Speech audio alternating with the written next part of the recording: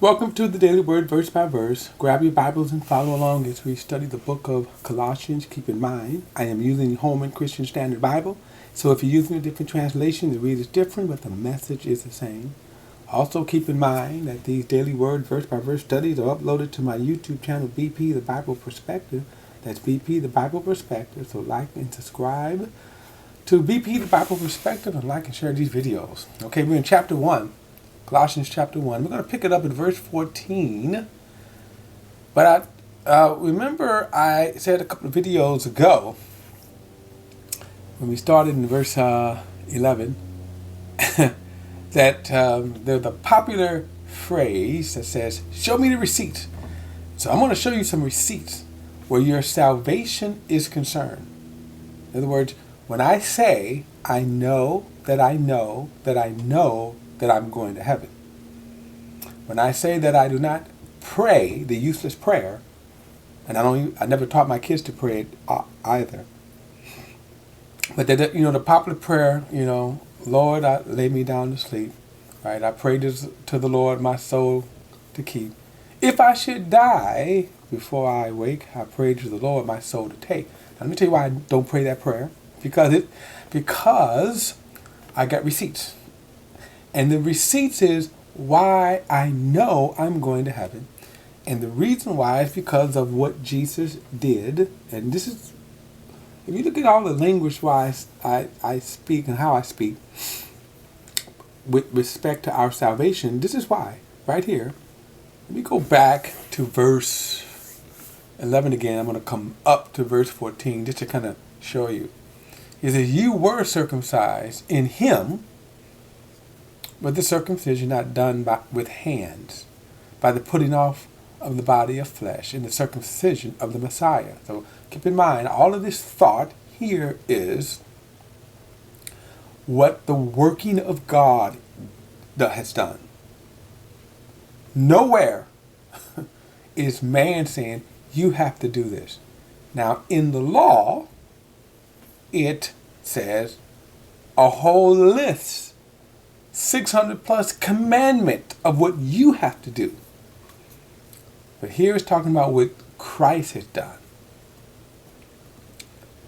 Verse 12, having been buried with him in baptism, you were also raised with him through the faith in the working of God who raised him from the dead, and you were dead in trespasses and sins, and in the uncircumcision of your flesh. Now that's what we were. That's what we contribute. He made you alive with him and forgave us all trespasses. And I said, so now that's what my faith is all in. That's what my faith is about. My faith is solely about the working of God in Jesus on the cross, which produced forgiveness of all sin.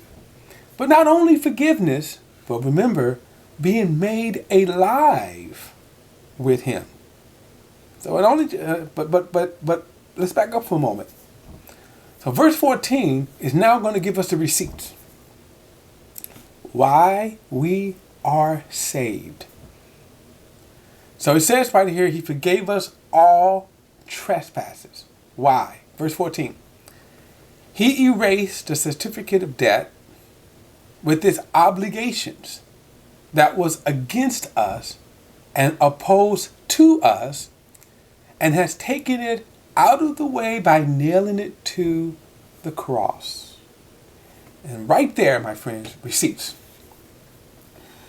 If you go to a court of law, any court of law, there is always some type of paperwork. If you are accused of something, it has to be paperwork. And they will hold up that paperwork in court. Whatever the issue is, whatever the crime, if it's a civil matter, right, there has to be perfect paperwork. And the way that you adjudicate that and get yourself free is you have to put on a defense. And you have to be able to repudiate those charges. If you do not, They're going to stand against you. Now, in the court of God's law, okay, you're not capable of doing that. But Jesus, in a sense, went to court for us. So what did he do? He said he erased the certificate of debt with its obligations that was against us and opposed us. Now, what is this certificate of debt? Of course, it is the charges. It is the indictment. It is the list of sins why we are guilty before God. So he says he erased it. Now, in this term erased here, let's keep in mind how he was able to erase it or clear the charges. Wasn't under the table kind of stuff. He did it for us on the cross. But notice, this is how he did it. He says he did this. He has taken it out of the way by nailing it to the cross. That's how he did that. So in other words, justice was served in our case.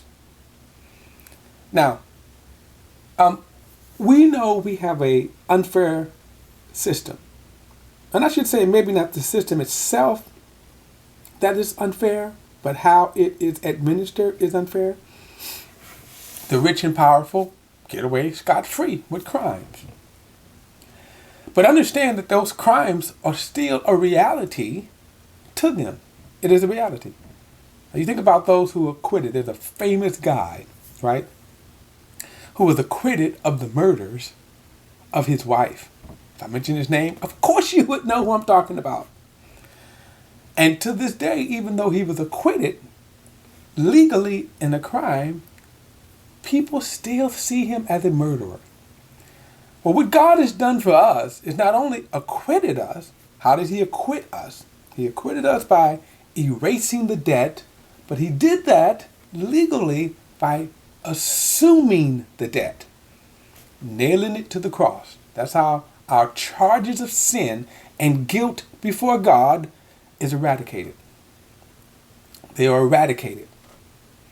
But there's something even more. We were made alive with him. We have a new life. Boy, OJ, oops, I said it.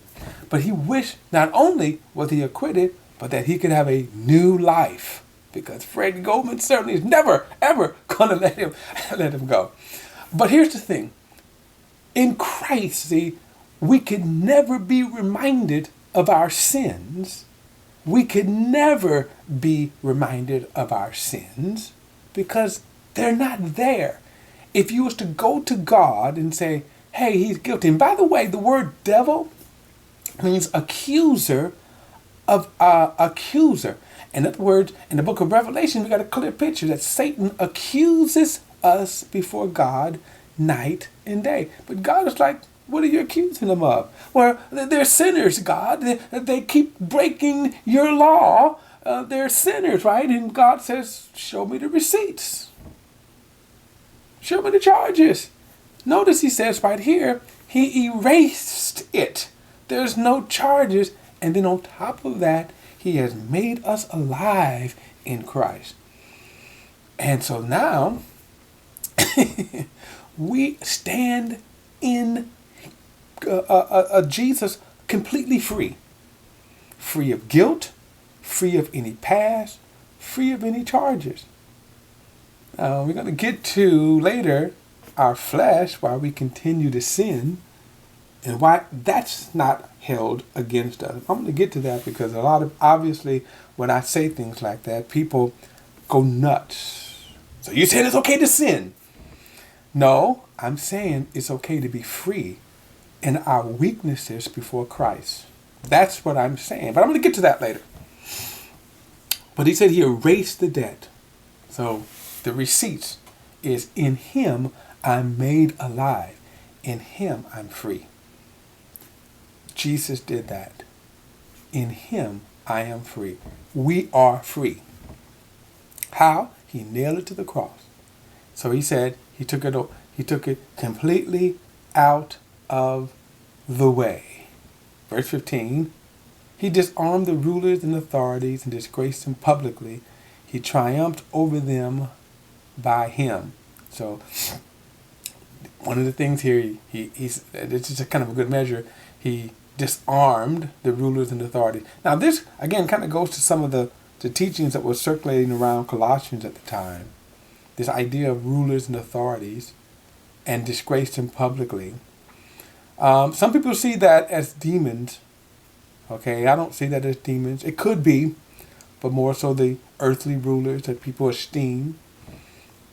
So he said he disarmed the rulers and authorities over them, and he triumphed over them by him. Okay, so the only ruler, the only potentate is Jesus Christ. But I want to say this again.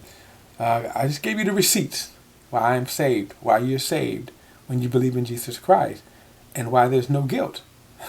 Why there is absolutely no guilt. And that's the freedom of that. Because we not only is the debt wiped away, but it's also we're made alive in him. I want to pick it up with verse 16 in the next video. I will see you then.